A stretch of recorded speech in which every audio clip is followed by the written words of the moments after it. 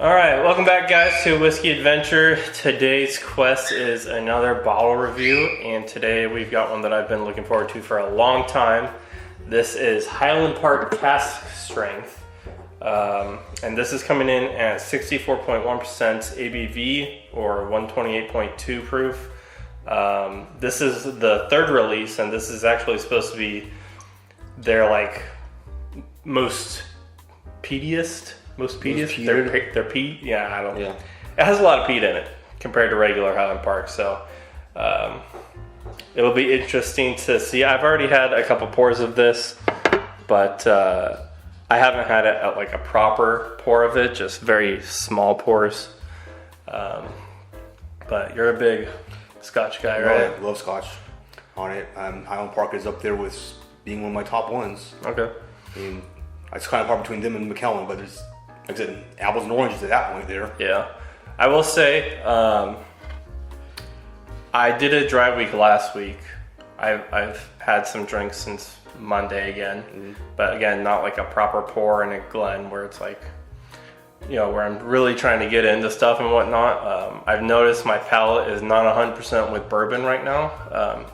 I'm doing pretty well with ryes and scotches, so fortunately this is a Scotch, so we're starting out smoothly, but if we get into some bourbons in a couple episodes here, I cannot guarantee my palate. But no more jostling, let's get into the nose here.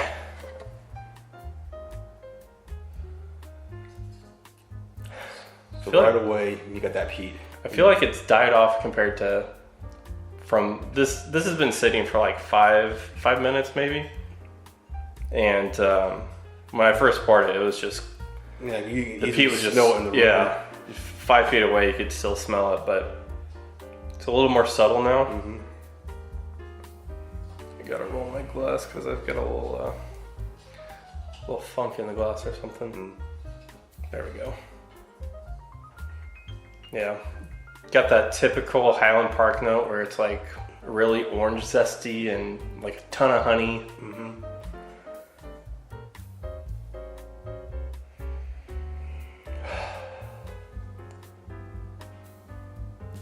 Maybe a little bit of pineapple. I'm not getting, well, maybe. It's like hidden right in there for me. Yeah.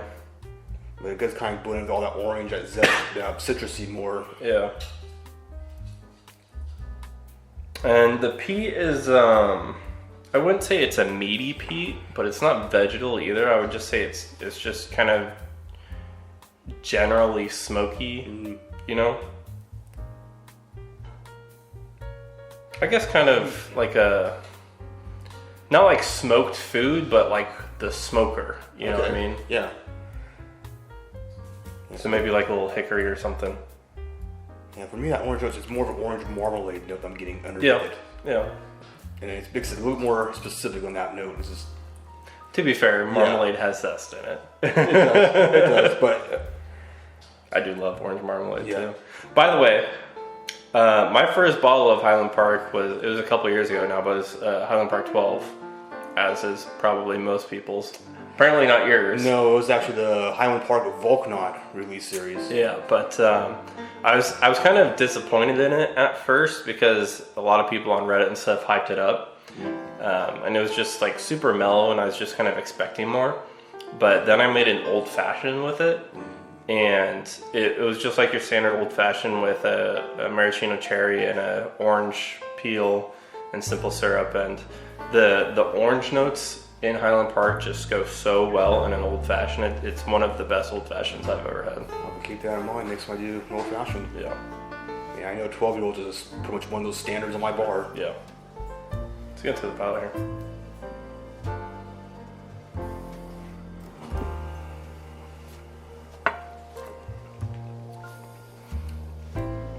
A little proofy for your first sip of the day. Good, yeah. I'm gonna need to get some water. Yep.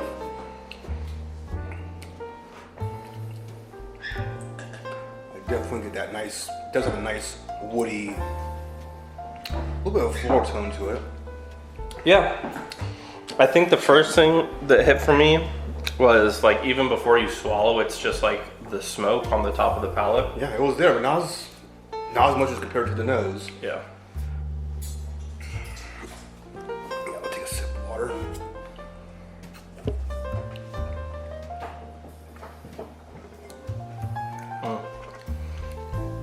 I mean, pretty much the nose just kind of follows through perfectly on the palate. It's just a really damn good Scotch, you know? And by the way, I know this goes for like 90 to 100, 110, somewhere around there basically. But I actually got this locally for $65.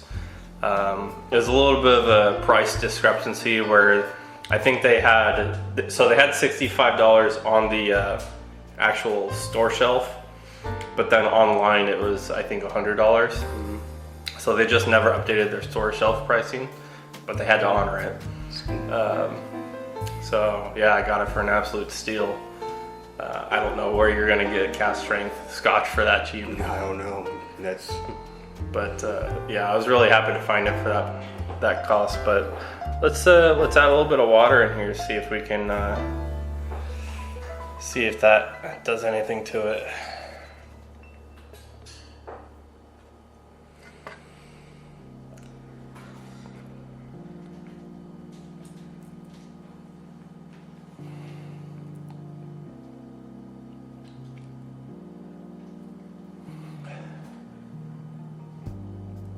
I feel like the orange is taking a step back a little bit. For me, the peat took a step back. It's still there. A bit more floral notes are taking a step forward. A little bit of like a raw honey. Could be with that too. There's another note in there that I know what it is, but basically the note is something that someone on Reddit told me about monkey shoulder, and it completely ruined the bottle for me, so I'm not gonna say it just because I don't want to ruin this or monkey shoulder for you guys. But I'm getting that kind of note. Maybe a little bit of like a milk chocolate in there. Okay, I'll go with you on that one. I was picking up just really on this, very slightly on the side. Is this on the bottom? No, there's got some floaters in there. I wonder what that is. Bunch of white floaters in the bottle. Huh. You see that? Yeah. I wonder what that could be. Now it's filtered. Yeah. Alright, let's see if the water changed palette at all.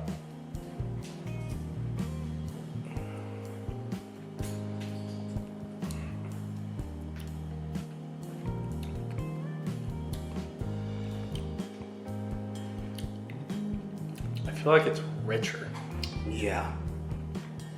I mean, that woodiness got a lot more. It's there, but you can feel more depth in it. Yeah. It's got a longer finish. That honey really comes out. It's like an orange blossom honey. I'm adding a little bit more water just to see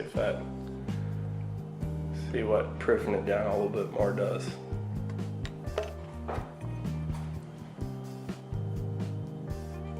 Now the peat's really disappearing.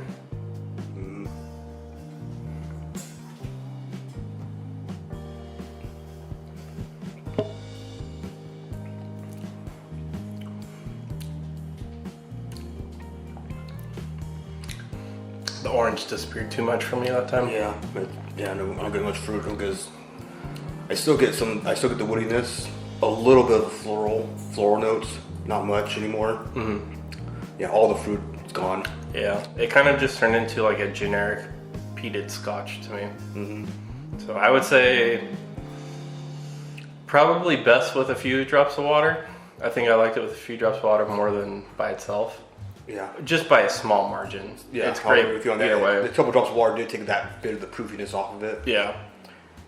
I mean, it did definitely open up the palate a lot more. Yeah. But in general, I mean, this is just a really damn good bottle. Obviously, if you don't like peat, you're probably not going to like it.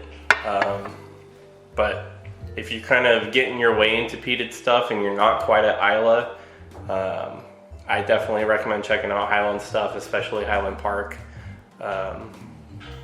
Bunnahabhain is one of my other favorite. Highland. Oh wait, actually, Buna is actually Islay. They're just unpeated. Yeah, it's unpeated, yeah. I'm trying to think who else I like in Highland. I can't remember off the top of my head. I haven't been on as much of a Scotch kick lately, but Bruichladdich, they're Islay too, right? I think so, yeah. Okay. Oh, I'm just gonna stop talking. Yeah. I'm gonna stop agreeing on this. I'm going, yeah, gotta refresh myself on all the Scotch different regions now. I was like going, good journey to go. Yeah, like I always kind of fall back on Scotch. I don't have a ton in my collection, but it's just always good, and then it's always an enjoyable sip. It's not something that is ever really. I mean, this one fights you a little bit with the proof, and then if you get into like Islay peat, then it fights you a little bit as well. But typically for Highland and Speyside, you're not getting too much fight with it. You're going to get a good 86 proof, good viscous. Yeah, I was going to say viscous. Yeah, lots of flavors that come with it are really pleasant. So yeah. But that said, I think that's going to be it for this review, guys. I know that they have 5, maybe 6 releases total currently of the Cask strength. I do have a friend who has the first 2, so I'm hoping that we can maybe get those and see how those compare. Yeah. I don't know anyone with the 4 or 5, and if there's a 6. Yeah. But yeah, let us know if you guys have had any of those, or if you've had this one specifically. It's a damn good bottle. If you like lightly peated Scotch, I recommend picking it up. But other than that, yeah. Until next time. Until next time.